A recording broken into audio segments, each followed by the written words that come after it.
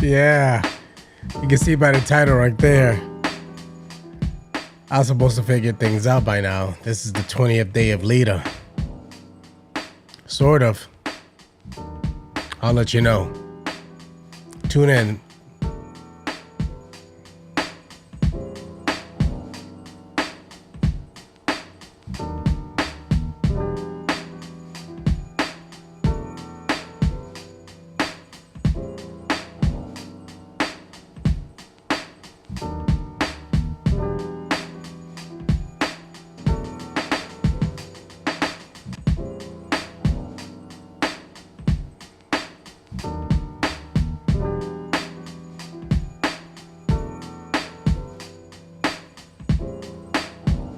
All right.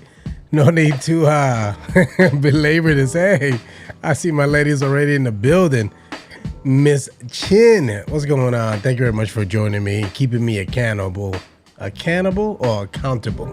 We'll figure it out soon, I love. So this is going to be interesting. Yes, day 20. Can you believe that? We've done 20 days of this. Not sure if any of you guys done live streamings before, but gosh, 20 straight days. I know my good buddy Gabe, he's done a lot. I think he mentioned over 300 live, maybe even more than that. Well, this is going to be an interesting one because before I go into it, let me get out the details out of the way. All opinions are solely my own and do not reflect the opinions of my employer. Yeah, I see the thumbs up there. The reason why I'm bringing that up is because I work, and thank you very much for the thumbs up. Give me some thumbs up also in the comments. The reason why I bring that up is because I work for the second largest recycling and waste company in the nation. And I want to make sure that my views do not conflict with my company's point of views. And I see we got already Ghost Steelers is in the building. There you go, Women of Steel. There you go. That's what I'm talking about. I'm glad I got the steel stones or the studs on my shirt because now I can relate. Yeah, that's what I'm talking about right there. Yeah. Thank you very much for coming through. So now, today is going to be interesting. Thank you, Jorge. Thank you very much for that.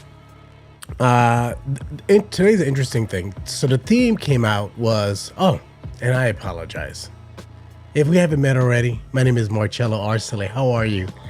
I provide recycling and waste services for companies right here in Metro Atlanta. My focus is working with manufacturing, industrial, and manufacturing organizations to ensure that the solution they have in place is safe, is sustainable, and allows them to reduce their downtime. If that sounds like you or you need my kind of help, if you know someone, let them know to give me a call directly. My number is 678-683-9136. So thank you very much for that. Oh, Miss Jamise Clark, all smiles. I love that. Thank you very much for the smiles right there. And Miss Gold in the house. I see I got a little bit of gold right there. So, at least it could mention right there. And you said, plug it in. That's what I'm talking about. I hope you guys can hear me just fine. Plug it. Oh, yeah, you're right about that. Thank you. All right. So this is how it is, right?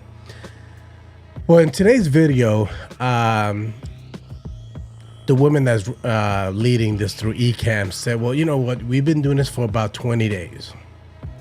All the things you've been doing so far, let's try to come up with a theme let's use one of the themes that you've been using today and promote it or give your own spin on it. And I'll tell you this much, I'm still trying to identify exactly what I want to talk about, man, outside of my business, which is recycling and waste, which, I'll post a video here and there. But essentially, I'm thinking about my personal brand, me as an individual. At the end of the day, I love my company. Or I enjoy working for the company that I work for. I don't own the company. You got to remember that. So what I'm looking for is more working on a legacy for myself, a brand. So even though I am passionate about recycling and waste, is that my brand? Think about that. Whomever you work for today, is that your brand? So I'm still, to be frank with you, I'm still trying to work on that, developing my brand per se. I mean, I like to help others. I'm passionate. I like to talk about technology. I'm not sure. A lot of people have told me that know me personally, dude, you should be reviewing gadgets and stuff, you know. But aren't there enough folks doing that already? I mean, I guess I could give my own spin on it. I don't know. And I say it because I love gadgets. I love technology, and usually I'm the kind of guy that likes the latest and greatest, just because, if I could afford it. So I usually don't get it all. Yeah, sometimes I do. But the reason why I break down is because this is the joke: is that anyone that's known me personally, especially intimately, they'll say, "Gosh, I don't know what to get you for Christmas or for your birthday." And then I'll ask her why. I say, well, gosh, you buy it yourself, so I never know what to get you. So, that's the challenge. All right, so now, if you look in the description, hey, I got my dude Kenny D in a building from Sugar Land, Texas. You know what I mean? Is that for the cheesecake? I guess they like the cheesecake, huh? All right, so now this is what I wanted to do, and you can look at the description. I'm in my 40s, but I might as well act like I'm in my 80s. I don't watch news or I keep up with the news daily. That's just me. I'm not interested in that, right? So the only news I watch religiously is Saturday morning news from CBS and also CBS Sunday Morning. So if you like either of those two programs, give me a thumbs up and also put an icon there, either a smiley face or something, any kind of emoji in the comments. Those are the two I listen to or watch. So in today they highlighted, and you can see it right there in the description, a gentleman named Ron Norsworthy or Norworthy. I was blown away by this guy. Blown away what he's accomplished and where he came from and how he managed to build his legacy. So it was such a strong story and compelling story. Quite frankly, is actually a very remarkable story that I felt compelled to share with you. So that's going to be the topic today. I'm going to share this, and we could probably pause it. I'll probably pause it in between, and you guys can share your thoughts. Or I'll just play it all the way through, depending how I feel. And you guys continue commenting in the comment section there. All right. Obviously, this is going to be most likely a video on YouTube or any other platform other than LinkedIn that is going to be either taken down or muted. But nobody watch me on those channels. They mainly watch me right here on LinkedIn. So we could probably do anything and it will never get taken down. All right. So I'm going to play that right now so you guys can take a look. Let me see here. All right, there you go.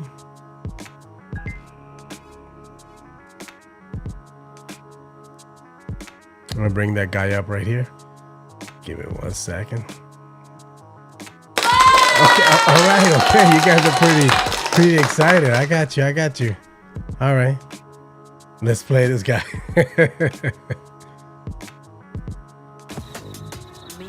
And let me know if you can hear the audio in the live stream. Just give me a thumbs up.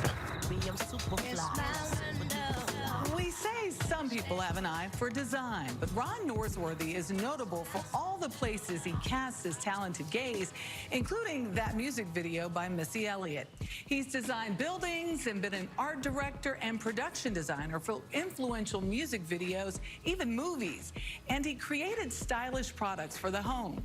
I met up with him and learned how his biggest creative project might be his own ever-changing career. Wow, you took over the entire space? Yeah, it's a site-specific work. Ron Norsworthy has a track record of making art that pops, from the canvas to the flat screen. A mastermind as both director and set designer of some of pop culture's most influential moments. As I look back on my contribution to these sort of iconic videos, part of the reason that they worked was my point of view was very different. I didn't come from the hip-hop community. I was a fan, but I wasn't an insider. Rather, he learned to wear the role of outsider. Growing up in the Midwest, he attended 8 schools by the age of 18, often the only person of color struggling to make connections and be seen. I knew I wasn't like everybody else. I knew I needed to start imagining worlds that I fit in. I like this guy's wasn't look easy right either. there. After graduation, he found his footing working as the youngest architect at a prominent firm. Months later, he was laid off. Could you have just gotten another job at another firm? Yeah, so. But what happened? Architecture was starting to feel like it had limitations for me. I went to visit lots of sets while I was still working for Michael Graves Architect. And I saw myself there. Something just clicked. I remember writing in my journal, if I work in music videos, I can make $125 a day as a PA. If I work this many days, I can pay my rent. And of course, I had a friend, but I had to ask her. That was one of those times where it's like, I know I can do it, just give me a chance. Thank you, Yolanda. Said, I'm glad you could hear it. And we also co-wrote the concept for Let's Talk About Sex, too. Let's talk about sex, baby. Let's talk about you and me. He had arrived, even featuring himself in the video. The Salt and Pepper hit was the first of many for Norsworthy.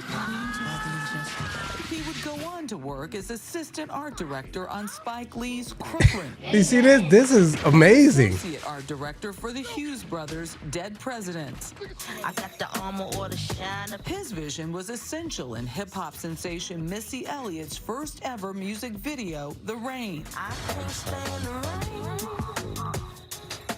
I brought more of a pop sensibility. I brought more of a queer sensibility. There's an absurdity to the sets that I made. They were very powerful. Norsworthy began to specialize in building sets for performers like Destiny's Child on MTV's TRL.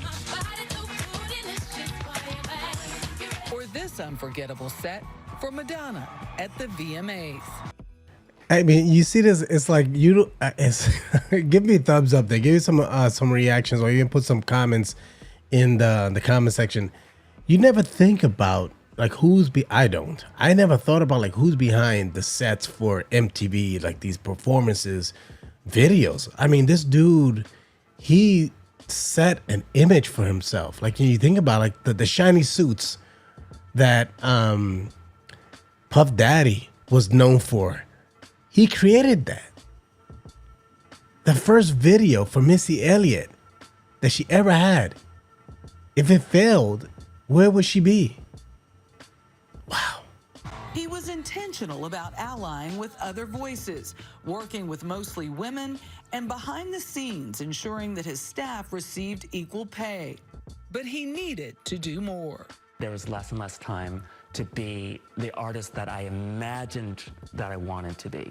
So you were really struggling to hold on to your real identity. As a queer black man, again, I'm still in spaces that I'm the only one. Even on hip-hop music videos, that wasn't necessarily the safest space for me either. He found solace in making the groundbreaking artwork Reparation Tower, an interactive rendering of condos in Harlem, New York. The work brought into question topics of equality and gentrification. If you chose the colored entrance, you got a plexiglass enclosure, like you find at liquor stores in Harlem.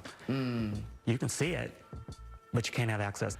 A lot of people having experienced the success with music videos and set design would be very, very happy to stay in that space. Yes, Michelle, but I think... Now, you hear that? See, you heard what she just said? Someone having essentially major success, you know, you're blown up. You know what I mean? You're set. Literally.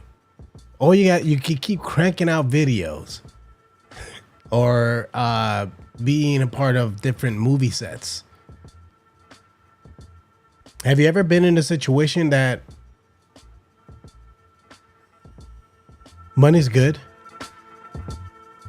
I just wonder, let me know in the comments there. Yes. Let me know if you ever been in a situation that the money was good, but then have you ever just thought about like, well, could it be better? That's one thing, right? More money's always good. Usually, not always. Or have you felt that, yeah, the situation is great. I could probably retire in this situation.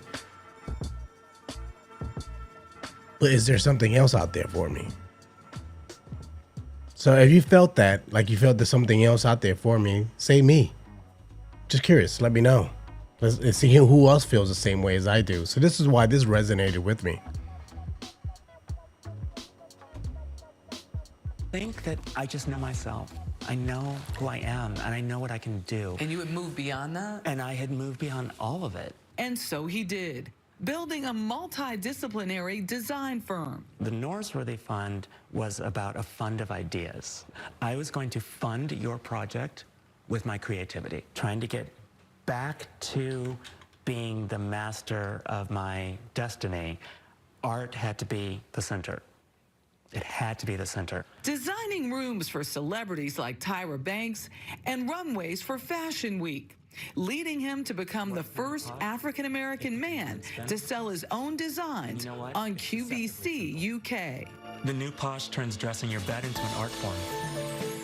Oh, so you, what, silk screen it? It's silk, it's screened, yeah. And so my process is about mixing. I can take things that are from one context, uncouple them, and give them new meaning. They're hyper-visible on it. Today, he's more of a conventional artist with a twist. From candles and wallpaper to collages like the photo of Wheezy and George Jefferson in the bedroom of Thomas Jefferson. What is it with the Isn't that something? that blew me away right there. That he decided to take a scene of the Jeffersons and superimpose it of the bedroom of Thomas Jefferson. That just blew me away. And listen to his explanation to that. blurred faces? So that is a way of kind of being influenced by that oral tradition of telling a story over and over again. If you notice, the architecture is a little bit disorienting in each of these works. And I wanted to somehow convey our culture's disorientation with the telling of American history. I don't know why it was so much faster than me. He continues this work at Darn Studios, his practice with his husband, David. And with the orange, too, I think it looks great. Quilting matchbooks made with a numeric code for the names and dates of police brutality victims. Simultaneously, we're talking about how the killing of brown and black people was happening at such a rate we weren't remembering everybody. For a creative who's been in a lot of spaces, he's certainly found his place in every one of them. I realized I was never going to belong anywhere until I belonged comfortable in my own skin first. What would the world be like if people felt comfortable in their own skin? That statement right there, that blew my mind. Imagine, and you got to think about this, and I have to just step away from that for a moment. Think about this. And what I mean, the reason why I want to stop that in that moment is because imagine if all of us, or everyone, felt comfortable in their own skin, how this will be. Let me give you an example of what I mean by that, right? I've dated women that I look at them and I'm like, you are amazing. You are gorgeous. But they fixated on their weight, how they looked, everything. I mean, I'm sorry, let me call it, not everything, but just things here and there. And it drove me crazy because I could not comprehend or even understand why are they stuck on these small details that don't make any sense. I want to lose weight, but I'm not stuck on that. I'm conscious that I have to lose weight, but I'm not depressed because I haven't lost the weight fast enough. Imagine if more people could be comfortable in their own skin. Imagine. Wow. Yeah, that messed me up. I mean, we wouldn't have a lot of the issues that we're dealing with. That message of feeling comfortable in your own skin, belonging to yourself first, is a very kind of instructive message for how we could live our lives better. He kind of blew me away. I mean, there Me isn't too. any aspect of the artistic creative that isn't in him. He's got a mural that will be in the new Newark International Airport at the United Terminal. He's got a board game coming out that was funded by the Andy Warhol Foundation. Wow. And oh, by the way, that is all visual, right? He even has like our sense of smell that he's about to engage with some new sets of candles that he hopes to put on the market. I love that he wants to explore all those areas because his creativity in each space is different and brings something different, which welcomes everybody else in. It's really It can amazing. add something in all those. Yeah, That's right. exactly right. Yeah, I just wanted to share that with you guys today. In the beginning of the show, all the broadcasts, I've shared with you, how I got here and, my thoughts for today's show. And this is one of the episodes, one of the segments that I saw this morning that just blew me away. I'm listening to the guy and what he's done and where he's come from and he challenging the norm. Like, no, this is how I'm not going to go that route. I'm going to try a new way. I'm going to explore something else. I know I could do something. I don't know what it is. And when he found it, like he said it, he journaled it. And when he found it, like, wow, gosh, okay, if I was working on a set and I worked so many hours and I did this, then I could pay my rent. That says that he was struggling to pay his rent. Wow. So I hope you guys appreciate. So it's such a profound segment that it just threw me away. So I want to thank you all for joining me today. My name is Marcello Arcele. Thank you very much for being here today. If you're watching me live, thank you. I love the support. You know I do. If you watch me in a replay, please let me know what the story meant to you, or if you heard about this. Like Miss Clark told me, I'm late to this. She already knew about this dude. But I'm hope I'm introducing this gentleman to other folks, and maybe he influence and inspires you to do something either the same that you're doing and happy with that, or changing that. So just curious. All right. As I said, my name is Marcello Arcele. I provide recycling services and waste services for businesses right here in Metro Atlanta. And my focus is industrial manufacturing and also, anyone that needs a sustainable and reliable services that at the end of the day is safe. If you know someone that needs it, or if it's you, give me a call. My number is 678-683-9136. I see I got my dude here, Mr. Lewis. And Mr. Lewis, remember, I'm a waste stream analyst. Thank you very much for joining me here today. You guys have a fantastic day. See you tomorrow.